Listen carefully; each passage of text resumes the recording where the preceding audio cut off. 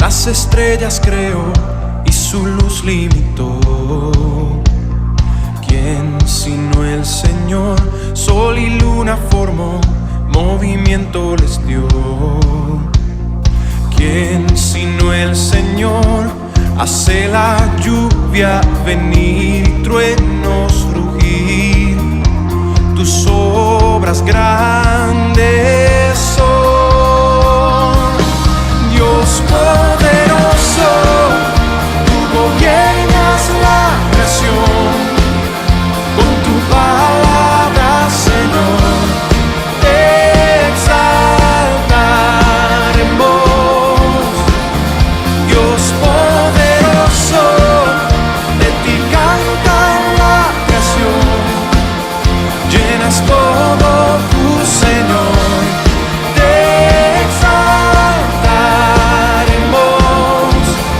Siempre y siempre, oh Dios.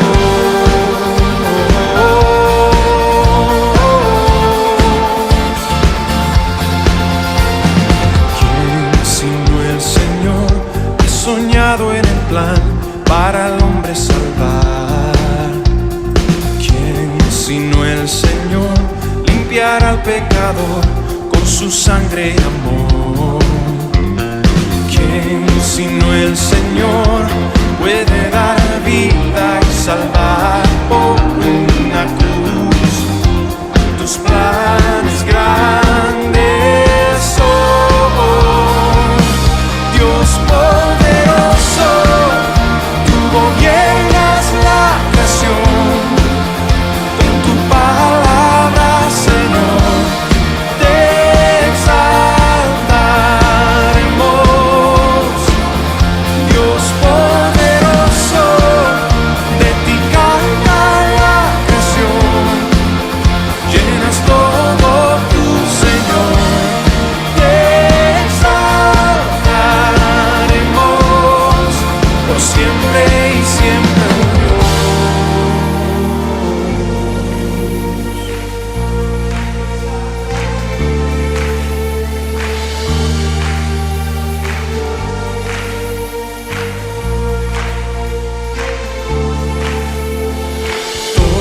Todas las cosas vienen de ti y por ti, oh gran yo soy. Todo es tuyo y para ti, oh Señor, oh gran yo soy. Dios poderoso, tú gobiernas la creación. Con tu palabra, Señor, te exaltaremos. Dios poderoso, de ti canta la creación. Llenas todo tu Señor. Te exaltaremos por siempre y siempre, oh Dios. Te exaltaremos por siempre y siempre, oh Dios.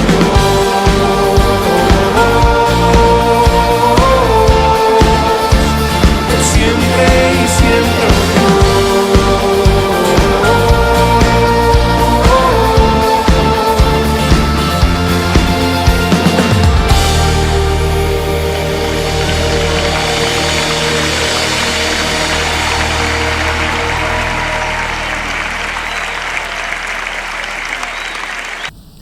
Muy buenas tardes, hermanos, a todos en el amor del Señor.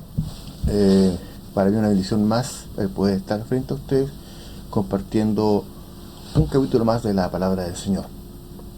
Les felicito que puedan tener sus Biblias a manos para poder ir siguiendo la lectura. Pero antes de comenzar, vamos a tener un momento de oración entregando al Señor este estudio que hacemos hoy día. Oramos, buen Dios y Padre eterno.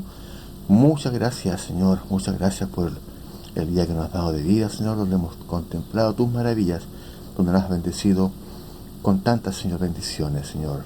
Vida, salud, alimento, trabajo, de nuestros familiares, Señor, el poder respirar y poder adorarte, Señor. Quédate en medio nuestro, recibe tú toda honra y toda gloria. Sea hablando a nuestros corazones. Primeramente a mí que tengo que exponer, Señor, para que hable solo lo que tú deseas, Señor. Quédate en medio nuestro, en el nombre de Jesús. Amén. Bien, hermanos, continuamos nuestros estudios sistemáticos y en esta oportunidad hemos llegado al capítulo 16 del libro Apocalipsis, que es la continuación del capítulo anterior. El capítulo anterior era una escena de adoración, pero también era una advertencia. Ya hablamos acerca del fin del tiempo de la gracia. Como el tiempo de gracia todavía está vigente, o sea, todavía estamos en oportunidad, lo que hoy nosotros vamos a leer es el capítulo 16. Es una advertencia de lo que sucederá a quienes desprecien el tiempo de gracia y desprecien la obra de justicia de Cristo y sean desobedientes, aunque digan ser religiosos. Esto es un llamado que el Señor le hace a su pueblo para que reaccione, para que despierte, para que entienda que esto puede pasar si seguimos siendo desobedientes, ya sea porque nos engañaron o ya sea porque hemos decidido no prestar atención a las exigencias divinas. Recuerden que la marca de la bestia es en la frente por convicción y es en la mano por conveniencia. Este capítulo 16 toca una gran cantidad de temas y uno importante es el Armagedón, pero por el tiempo no nos podemos dedicar a cada uno de ellos. Continuamos. Pero los que han logrado la victoria, digamos, sobre la marca de la bestia, pueden decir con toda seguridad que no entienden por qué muchos no han querido respetar a Dios y darle gloria sabiendo que Dios ha hecho todo lo posible por el bienestar de ellos. Entonces, el capítulo 16 nos habla lo siguiente. Dice, oí una gran voz que decía desde el templo a los 7 ángeles, id y derramad sobre la tierra las 7 copas de la ira de Dios. Cuando estas copas estén derramándose, hermanos, el tiempo de gracia habrá llegado a su final. O sea, aquí ya es y el que no es. Ya no será el por qué. Porque no quieren, porque han blasfemado al Espíritu Santo, han rechazado la obra de convencimiento. Prácticamente el Espíritu Santo dijo, ya no hay nada que hacer, se hizo todo lo posible, se les dio, va a decir seguramente, todo el tiempo que tenía que dedicársele, se les dijo todo lo que tenían que decírsele, pero así como llegó el diluvio, así van a llegar estas copas de iras. El Espíritu Santo nunca, escúcheme bien mi querido hermano, nunca se apartará de los fieles hijos de Dios. Las copas de la ira de Dios no caerán sobre los fieles. Eso tenemos que tenerlo seguros, porque el Espíritu Santo siempre está con nosotros. Como tampoco cayeron las plagas a los israelitas cuando estaban en Egipto. ¿Se acuerdan de aquella historia? Cuando vieron todas las plagas, las 10 plagas, y ninguno del pueblo de Israel fue tocado por estas plagas. Aquí tampoco, ninguna de estas copas va a caer sobre los hijos de Dios. Estas copas de la ira de Dios caerán sobre los infieles que después de tanta advertencia, después de tantos llamados, después de tantas oportunidades, después de tanto tiempo, mantuvieron su obstinado corazón.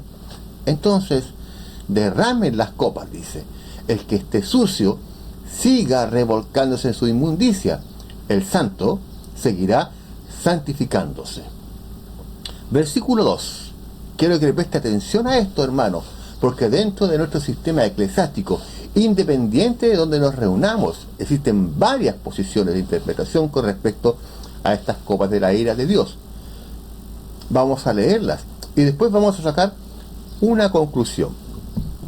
Dice el versículo 2: fue el primero y derramó una copa sobre la tierra, y vino una úlcera maligna y pestilente sobre los hombres que tenían la marca de la bestia, ya sea en la frente o en la mano, pero tenían la marca de la bestia y que adoraban su imagen.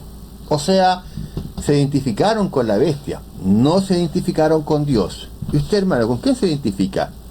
¿Con la bestia, con las cosas del mundo o con Dios? Sigamos. Estas personas que no se identificaron con Dios, ni obedecieron a Dios, aunque eran religiosos. Sí, o sea, puede estar también en nuestra congregación, en medio nuestro, que se vean muy religiosos, quizás muy cristianos, pero no se han identificado plenamente con el Señor. Porque eran adoradores y adoraban a la imagen de la bestia. Eran como Caín, fue a adorar, pero a su manera, a la manera de la bestia. Y la bestia es un poder político y religioso. Ya sabemos quién es la bestia, ¿verdad que sí? ¿Quién es? ¿Qué representa? La imagen de la bestia ha sido adorada, y estas personas, a causa de esta adoración en su cuerpo, ese cuerpo que han destruido, se les manifiestan unas úlceras malignas y pestilentes. Esto no es contra los fieles, lo vuelvo a recalcar. Esto es contra los que tienen la marca de la bestia. El segundo ángel derramó su copa sobre el mar, y este mar se convirtió en sangre. Es muy parecido a lo que sucedió en Egipto. ¿Se acuerdan? Una de las plagas fue que se convirtió el río en sangre. Todas las aguas se convirtieron en sangre. Entonces aquí vemos que el segundo ángel derrama su copa sobre el mar, y este mar se convirtió en sangre como de muertos, putrefacto, y murió todo ser vivo que había en el mar. ¿Se acuerdan que yo estuve conversando con ustedes la vez anterior sobre que sería la tercera parte de las aguas del mar y de las aguas dulces? Bueno, aquí dice que es muy parecido a lo que todas las aguas, o esta vez todas las aguas, se convierten en sangre. El tercer ángel derramó su copa sobre los ríos, igualmente sobre fuentes de agua, y se convirtieron también en sangre. Entonces tenemos úlceras pestilentes, tenemos el mar se convierte en sangre, se mueren los peces del mar, no hay sustento para las personas, las fuentes de aguas, y sabemos que el agua es vital para que las personas puedan seguir viviendo, como también así los animales, la vegetación, en sí todo el sistema ecológico va comparte con el agua. Esto, por supuesto, ha generado muchas preguntas, pero vamos a seguir leyendo.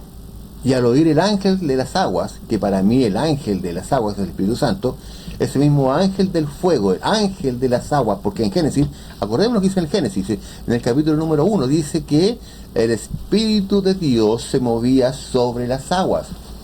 Y ese es el Espíritu Santo, que es el que ha hecho la obra de convencer a los seres humanos de pecado, de justicia y de juicio. El Espíritu Santo que se encargó de ayudar al ser humano a conocer el camino de la santidad. El Espíritu Santo que bautizó a muchas personas.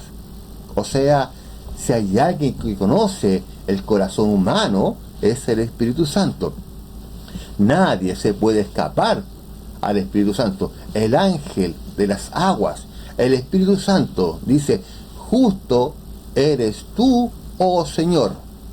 Hablando del Padre, el que es y el que era el Santo. Has juzgado todas las cosas, dice, porque hay un registro celestial y están todas las evidencias de que se les dieron 1,000 oportunidades. Doy gracias a Dios, porque usted y yo un día tomamos esa oportunidad, la hicimos nuestra y aceptamos al Señor en nuestros corazones. Y si no lo ha hecho, es el momento que usted pueda decir: Padre, perdona todas mis iniquidades, todos mis pecados, entra en mi ser, toma mi vida. Es hoy la oportunidad, no la dejes pasar. Sigamos. Por cuanto dice: derramaron la sangre de tus santos, o sea, hicieron daño a quienes quisieron ser fieles a Dios. También de los profetas, también tú le has dado a beber sangre. merecen recibir esta sangre, la merecen por todo el daño que hicieron. No se dejaron transformar, buscaron su beneficio personal. También oí a otro ángel. Imagino yo que desde el altar decía: ciertamente, Señor Dios Todopoderoso, tus juicios son verdaderos y justos, recalcando a toda la humanidad que nuestro Dios es todopoderoso y que sus juicios son perfectos, son verdaderos y son justos, porque está la evidencia escrita que cada persona tuvo su oportunidad para aceptarse, aceptar al Señor, para entregar su vida a Él, para pedir perdón por sus pecados. Y cada uno de estos puntos está anotado en la hoja de vida de cada persona. Sigamos. Este otro, no sé en realidad si es un ángel o se está refiriendo a Jesús, que está sentado a la diestra del trono de la majestad, porque dice que desde el altar, y el único que está frente al altar en el templo o en el santuario era el sacerdote, y el único sacerdote en el santuario celestial es Jesucristo.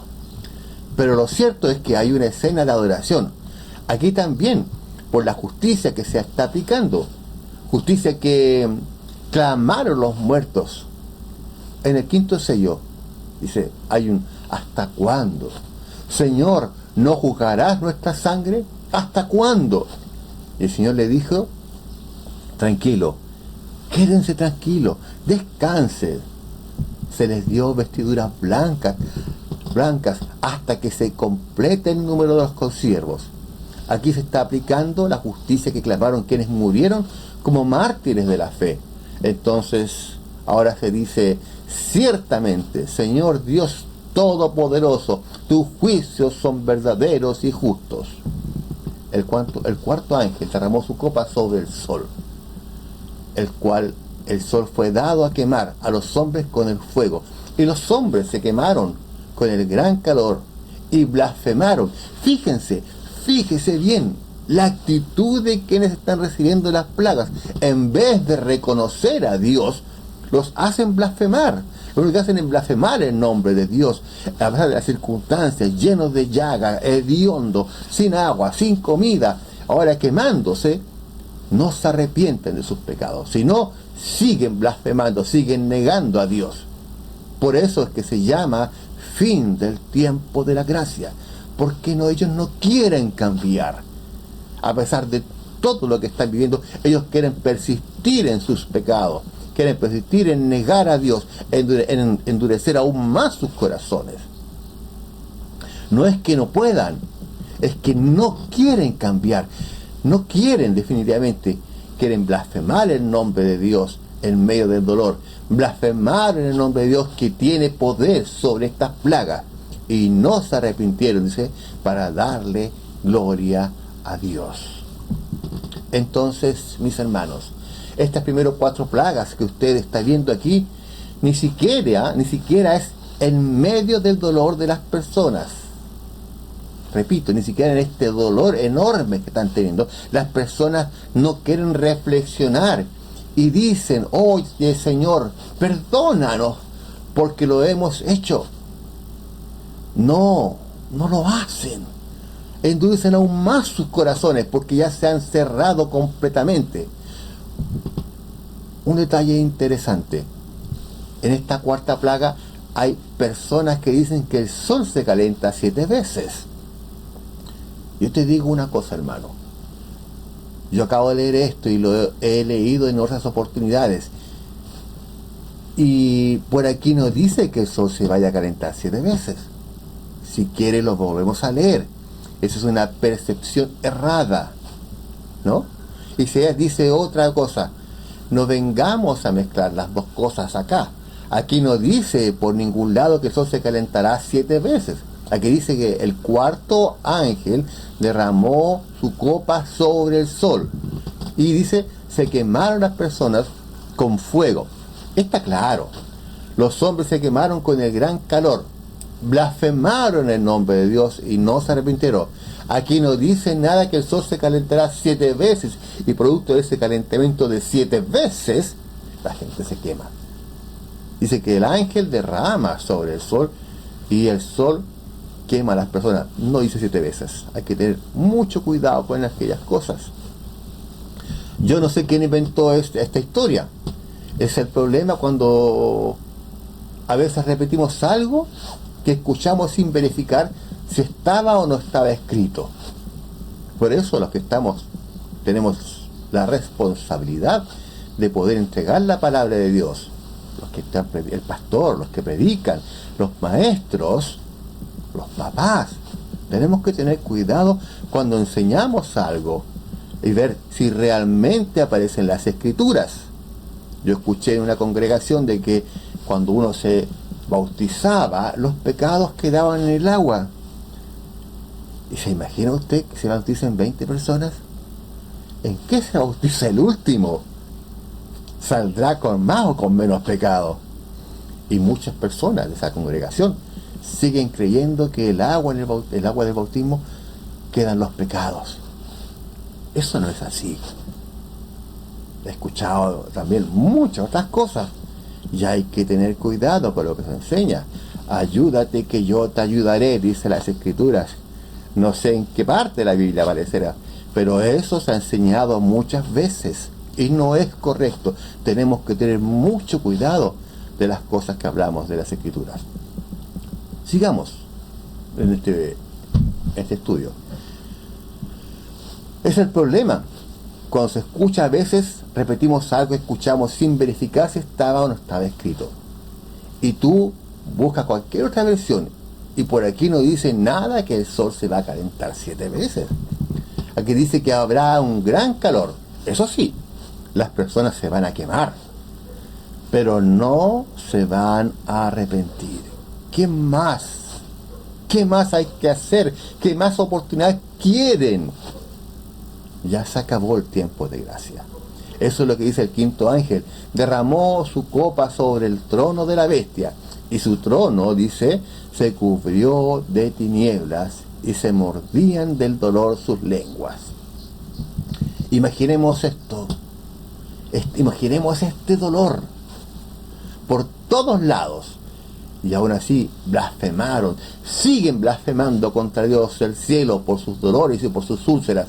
En lugar de decir, Señor, perdónanos y quítanos este dolor, lo que están haciendo es blasfemar y vociferar y diciendo groserías a Dios y todo lo que se ha escuchado en todos estos años. No se arrepintieron de sus obras. Estamos en la quinta plaga y aún así siguen obstinados en su desobediencia a Dios. Ya no quieren cambiar definitivamente. Prosigamos. El sexto ángel derramó la copa sobre el río Éufrates, y las aguas de este Éufrates se secaron para que estuviesen preparado el camino para los reyes del oriente. Quiero hacer una pausa acá porque surge una pregunta. Dentro de nuestras iglesias existen 3 posiciones de interpretación con respecto a estas plagas. Y mire, la gente se pregunta, ¿estas plagas son simbólicas o son literales? Y si yo preguntara a quienes están viendo este video grabado si las plagas son simbólicas o literales, yo estoy seguro que aquí hay diferencias de pensamiento. Creo que muchos de ustedes van a decir, oh no, son literales, no, son simbólicas, hermano. No los voy a preguntar, pero evidentemente sé que las personas van a opinar si son simbólicas o son literales. Como nosotros hemos venido hablando en un lenguaje simbólico, hay quienes han asumido que son simbólicas, pero como el castigo es real, hay quienes han asumido que son literales. Cuando yo conversé con ustedes la vez anterior, cada una de esas trompetas tenía algo que era literal. ¿Se acuerdan que lo hablamos? ¿Se acuerdan? El fuego, la vegetación, las aguas, los animales. Eso es totalmente literal. Y lo que hemos conversado son cosas literales. Entonces, si yo voy a asumir que las plagas son simbólicas, yo debo considerar que todo es simbólico.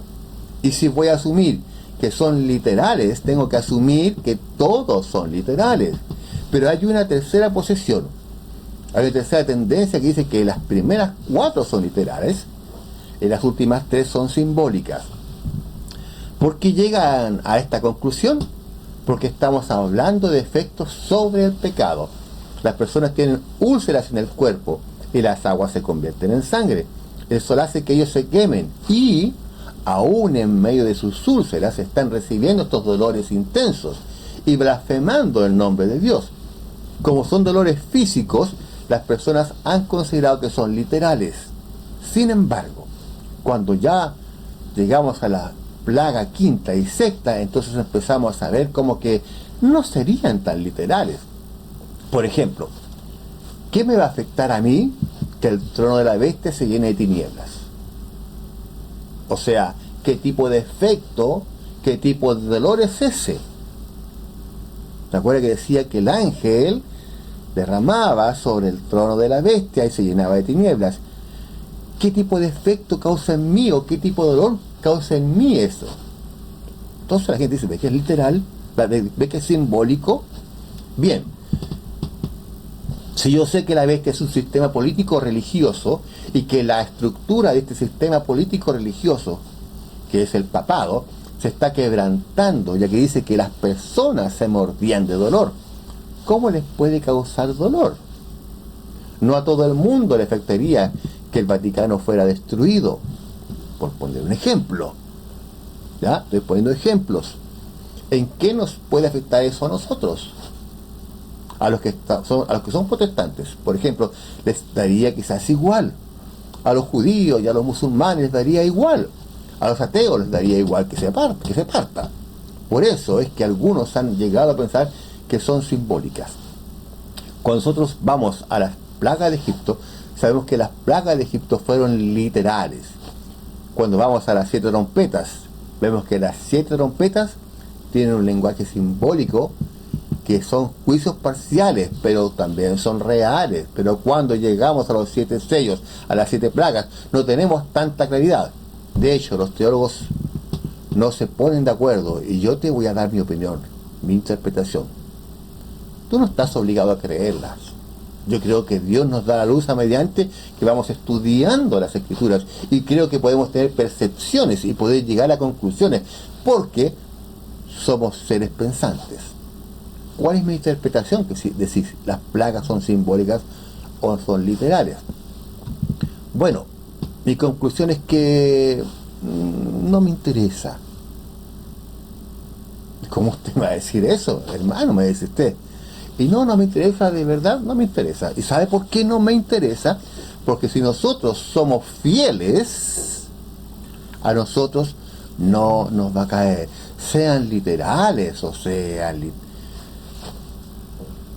simbólicas, a nosotros no nos va a caer, no nos va a tocar, no nos va a afectar.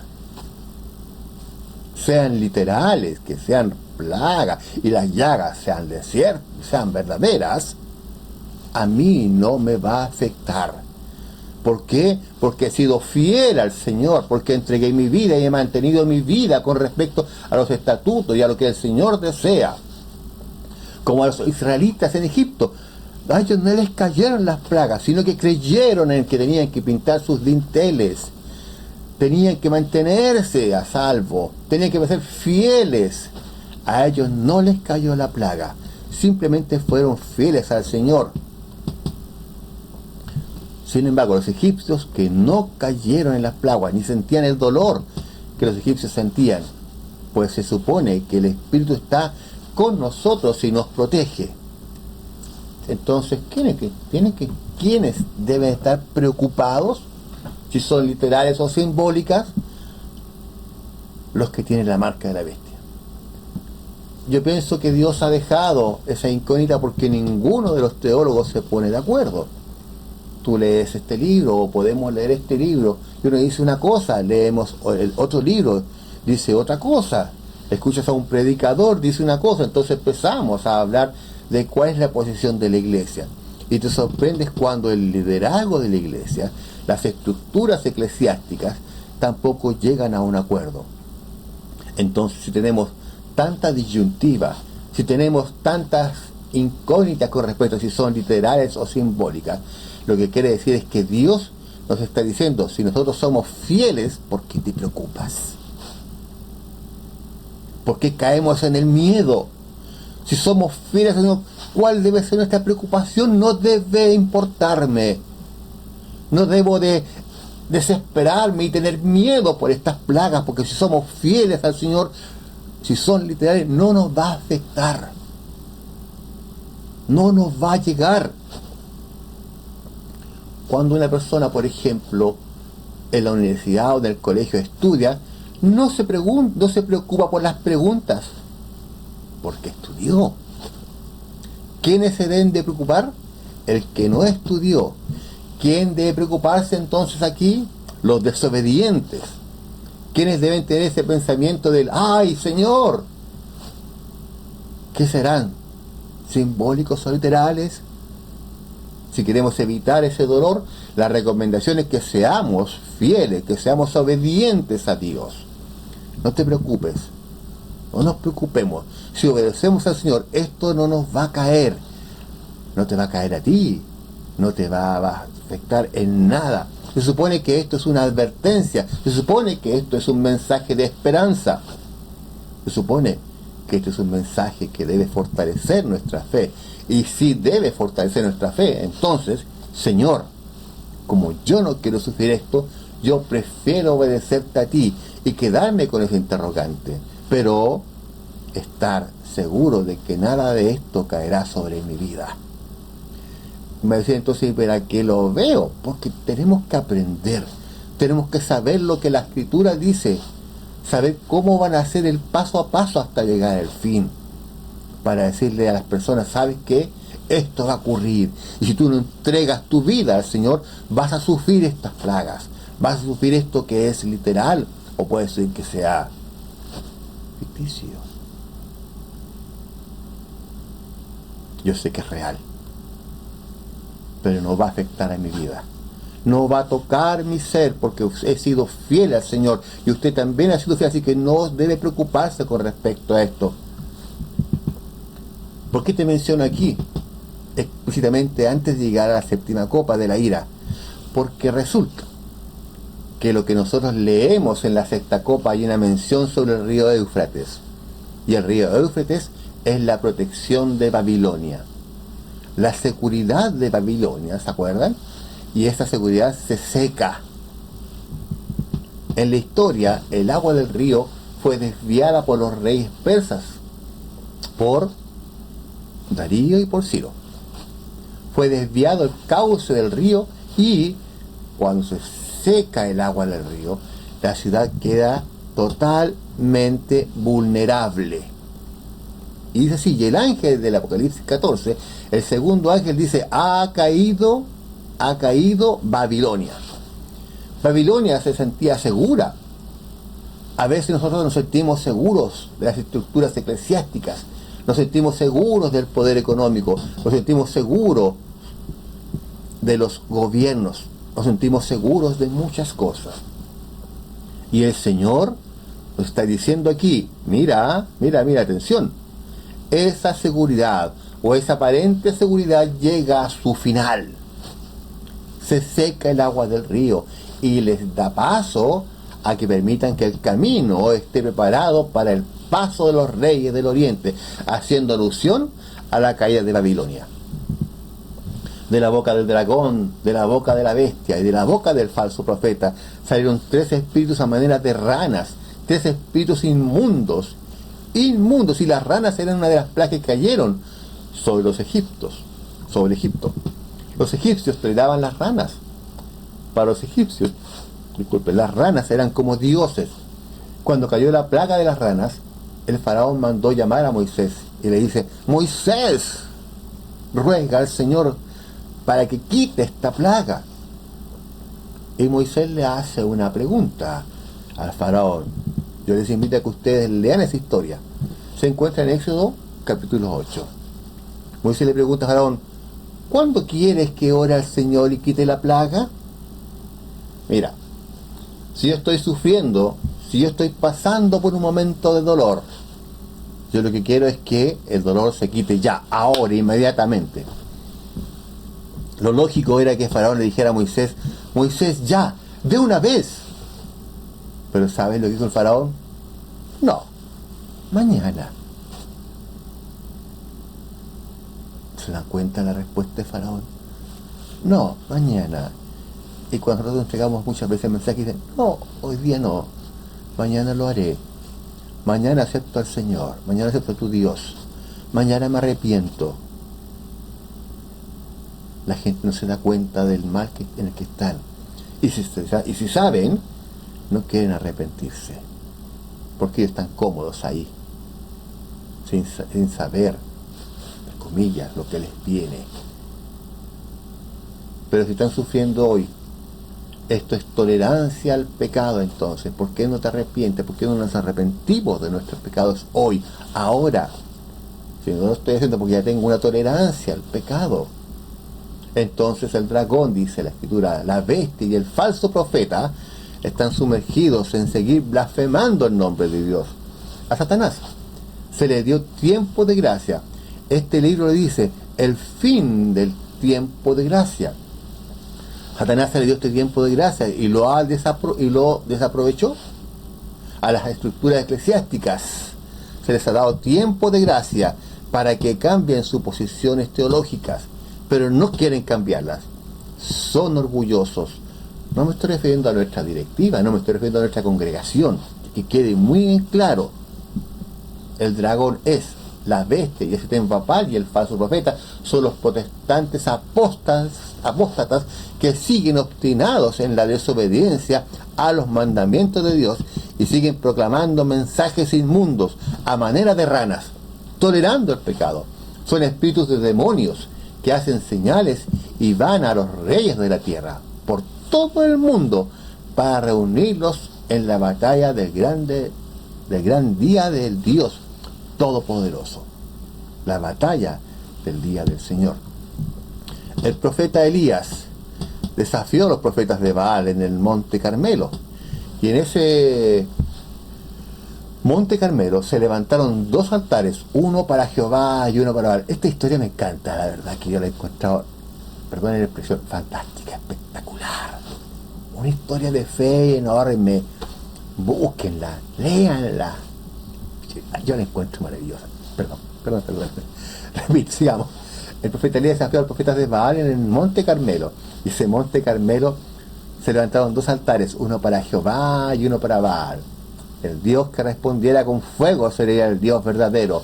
Los profetas de Baal hicieron sus rogativas, hicieron sus liturgias, incluso se laceraban el cuerpo, derramaban sangre para que Baal le respondiera. Y Elías le decía, sigan gritando un poco más, quizás Baal está durmiendo.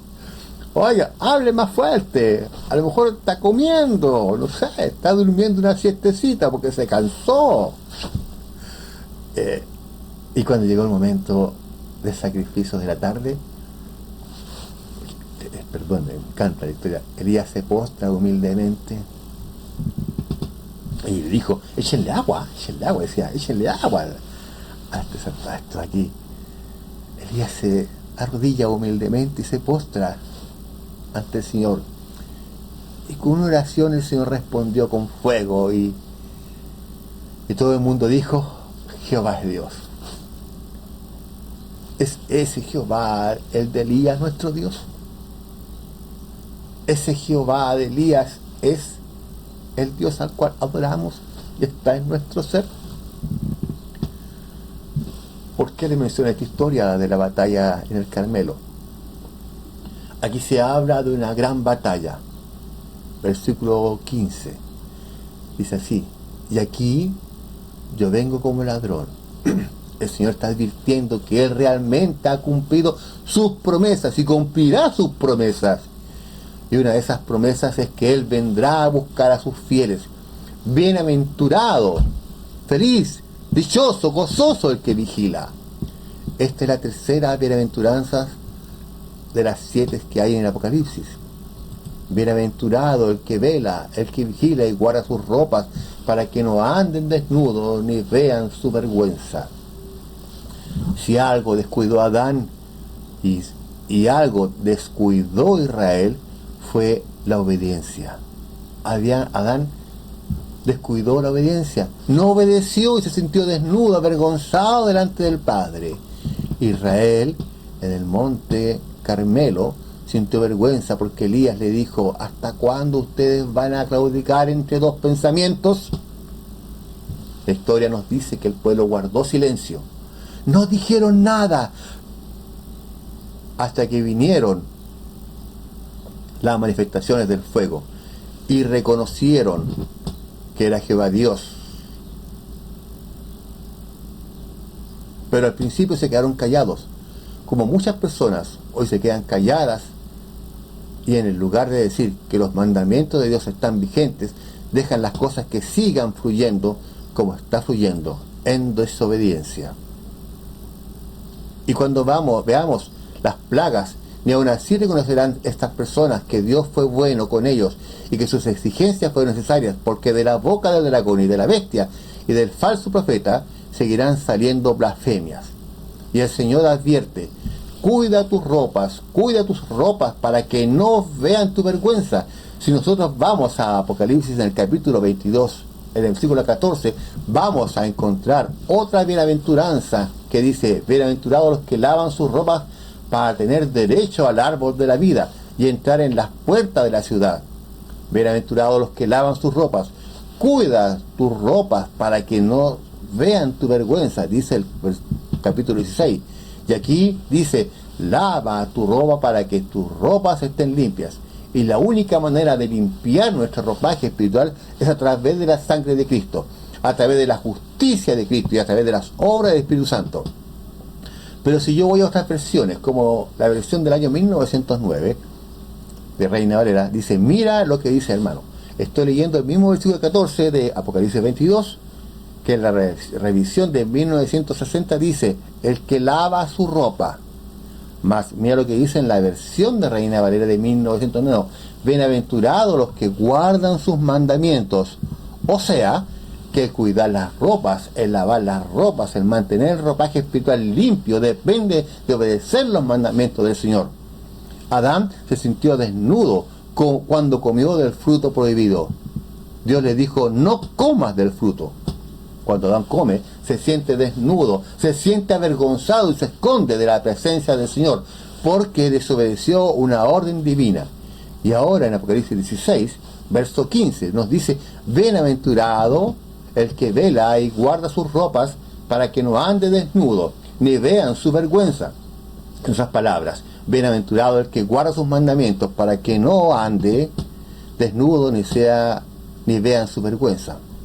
Y lo reunió, así como reunió Elías a los profetas de Baal, y reunió a todo el pueblo de Israel para que fueran testigos de lo que iba a suceder. Así que el Señor reunió a los suyos en un lugar que en hebreo se llama Armagedón. Armagedón, de lo que se ha hablado muchos en películas. Incluso hay una película, bueno, hay muchas películas, ¿verdad? Y la gente tiene miedo y todas esas cosas, pero déjenme decirles, mis queridos hermanos, que Armagedón hace alusión a un lugar real, porque la traducción en hebreo es Har Megido, o sea, el monte de Megido. Ahí era donde se libraban las batallas en Israel, en Megido. Lo que había era un valle llamado el Valle de Megido, y en ese valle murió Josías en batallas, porque ahí se libraban las batallas. En Megido no hay montañas. La montaña más cerca de Megido es el monte Carmelo, que está a una distancia entre 15, más o menos de 15 kilómetros. Y en el monte Carmelo sí hubo una batalla espiritual fuerte, donde las personas tuvieron que decidir de parte de quién estaban. Bueno, ahora nos toca decidir a nosotros de parte de quién estamos. Estas personas obstinadas en la desobediencia de los mandamientos se van a poner en contra de quienes obedecen los mandamientos de Dios, y se van a hacer de una persecución contra quienes guardan los mandamientos de Dios. En este tiempo del fin, cuando la gracia se acabe, habrá una persecución contra quienes sí quieran ser obedientes al Señor, así como había una persecución contra Elías. Pero como nosotros sabemos que así como Elías fue fiel y llamó al arrepentimiento de las personas, y Juan el Bautista fue el que proclamó que el Mesías había venido, así se nos llama hoy, en el tiempo del fin. Y en esta batalla vamos a salir victoriosos, porque no necesitamos, hermanos, enfrentarnos contra nadie, porque el Señor nos protege. Así como protegió a Elías, hoy se nos invita a ser fieles, porque en la batalla del Armagedón, el Señor luchará por ti y por mí. Es una batalla espiritual. Cuando nos vayan a perseguir, cuando nos vayan a querer hacer daño, porque ellos están sufriendo y nosotros no, el Señor saldrá a protegernos, así como protegió a sus siervos en el Monte Carmelo, donde eran 450 contra uno. Aquí serán millones de personas contra un remanente fiel. El Señor los reunió en la gran batalla de Armagedón, donde lograremos la victoria en el nombre de Cristo Jesús. Y termina el séptimo ángel derramando su copa sobre el aire, y salió una gran voz en el templo del cielo, del trono, diciendo: hecho está. Esto se acabó. El Señor Jesús está saliendo del templo a recompensar a sus hijos fieles y a castigar a los infieles. Entonces hubo relámpagos, voces, truenos, un gran temblor en la tierra, un terremoto tan grande cual nunca hubo jamás desde que los hombres han estado en la tierra. Y la gran ciudad fue dividida en 3 partes. ¿De qué gran ciudad estamos hablando? Hay quienes han asumido que están hablando de que el Señor descenderá en el mismo territorio de Jerusalén, a la Jerusalén literal, y que ésta se partirá. También otros han asumido, como dicen aquí el versículo que se está hablando de Babilonia, dice: y las ciudades de las naciones cayeron, y la gran Babilonia vino a hacer memoria delante de ellos. Babilonia no existe en el día de hoy, pero Babilonia es todo aquello que nos separa de la obediencia de los mandamientos de Dios, toda aquella confusión, toda aquella mezcolanza entre el espiritismo, catolicismo y protestantismo apóstata, toda esa mezcolanza, todas esas uniones de los poderes religiosos en contra de la obediencia a los mandamientos del Señor, como se está viendo el día de hoy. Todo es Babilonia. Indiferentemente de donde sea el lugar exacto donde el Señor donde el Señor pose la nueva Jerusalén, lo cierto es que hay un efecto donde se parte en 3 pedazos. Esta Babilonia, al partirse en 3 pedazos, pierde toda su fuerza, o pierde toda esa fuerza que decía tener, para darle el cáliz del vino del ardor de su ira. Repito, esta Babilonia, al partirse en 3 pedazos, pierde toda esa fuerza que decía tener, para darles el cáliz del vino del ardor de su ira. O sea, van a recibir la condenación de los poderes satánicos, el dragón, la bestia, el fuego y el falso profeta. Toda esa isla huyó y los montes no fueron hallados. Vuelvo al tema, que si esto es literal o simbólico, lo cierto es que habrá una destrucción de todo aquello que está separado de Dios. Y cayó del cielo sobre los hombres un enorme granizo, como el peso de un talento. ¿Y usted sabe cuánto pesaba, hermano, un talento? Lo busqué, dice que pesaba entre unos 30 a 34 kilos. ¿Se imagina un granizo de ese porte?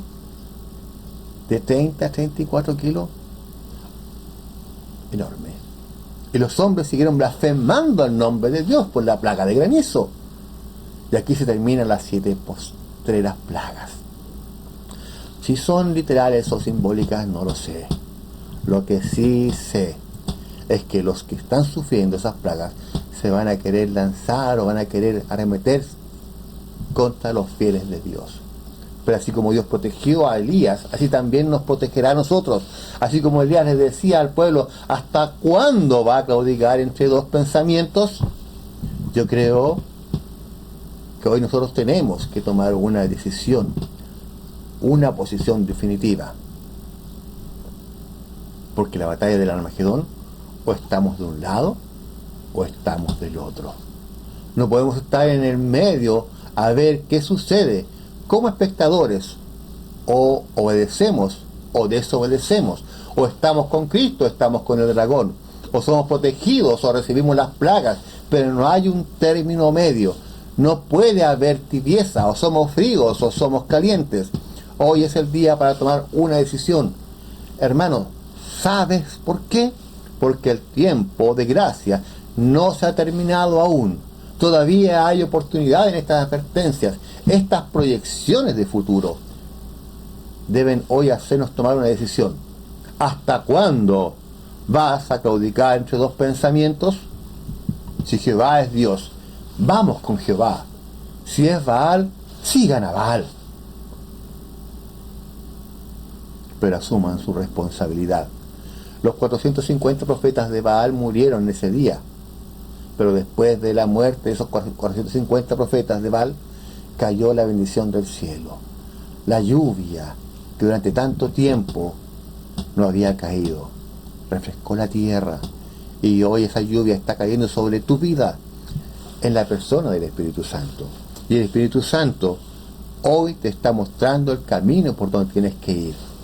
El Señor nos está mostrando el camino, nos está advirtiendo para que estas plagas no caigan sobre nosotros, los cuales serán muy dolorosas, pero no va a caer sobre los fieles.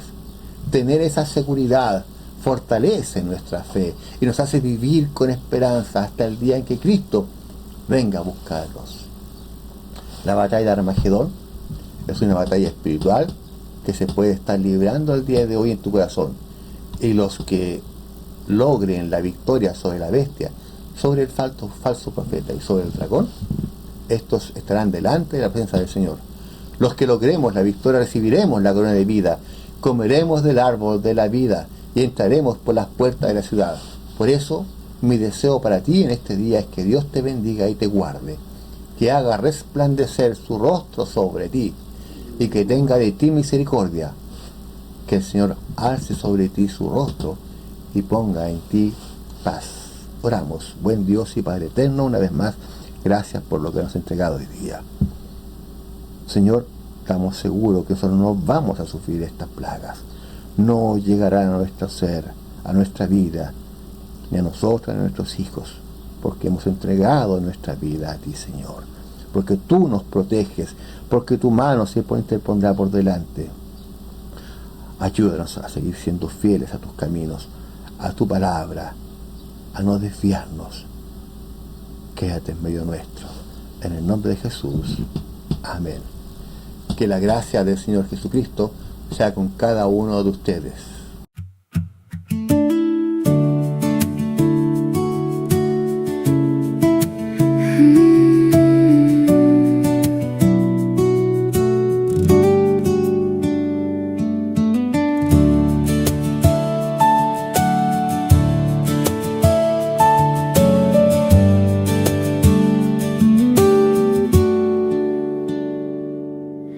Tal como soy, Señor, sin nada que ofrecer más que mi canción. No tengo más que darte, pues todo es tuyo, Señor.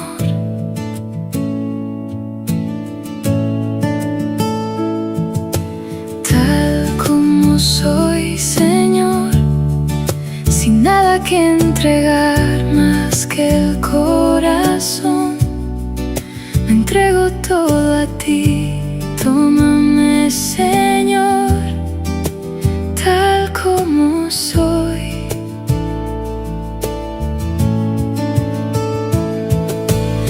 Acéptame como ofrenda de amor, como un sacrificio agradable en tu honor. Grato perfume, yo quiero ser, Señor.